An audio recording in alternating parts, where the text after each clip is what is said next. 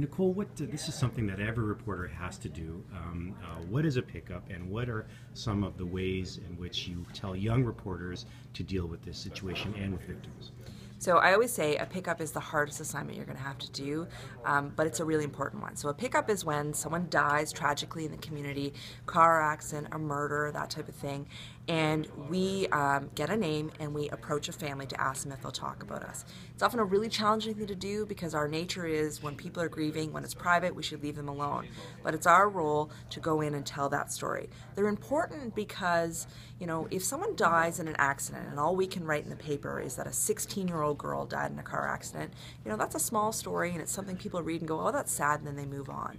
But if we can give readers more, it's going to be important. If we can tell them the name, and we can tell them that she loved dogs and she volunteered every week at the SPCA and she was going to be a doctor and she read stories to her brother every night, you know, that starts to be a story that people are going to read and they're going to remember, and their death then becomes more important, which also means there's more focus and public interest on how a death happens and how we prevent it. They're tough to do because families are grieving and it's a sensitive situation. However, I'll tell you that most pickups, I'd say 7 or 8 out of 10, families are actually going to want to talk to you. And they're going to send you a thank you email afterwards to say, thanks for telling the world about my loved one. That's the same reason people run obits in a newspaper. So we approach it, you know, with respect, and we're sensitive. We say, I'm really sorry to bother you in this time. We're writing a story about your loved one. We'd like to be able to tell people about them.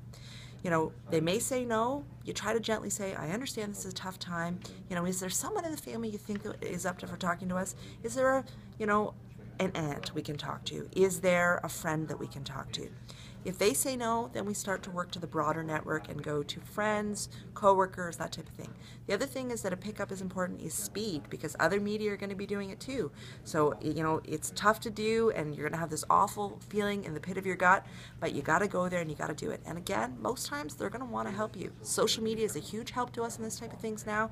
It helps us know who their Facebook friends are, who their Twitter friends are.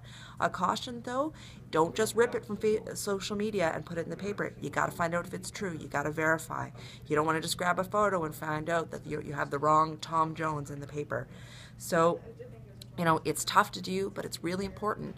And, you know, they never get easy. They do get easier, I promise. You always get a picture. Why do you always get a picture? Again, it humanizes people. People want to see who a victim is. So it's one of the things you do as a family is you go to them and ask them for a photo. Photos always make someone more real, and it allows you to put a face to a story. So you need it. Again, social media makes it a lot easier for us, but make sure you have the right person. It's critical.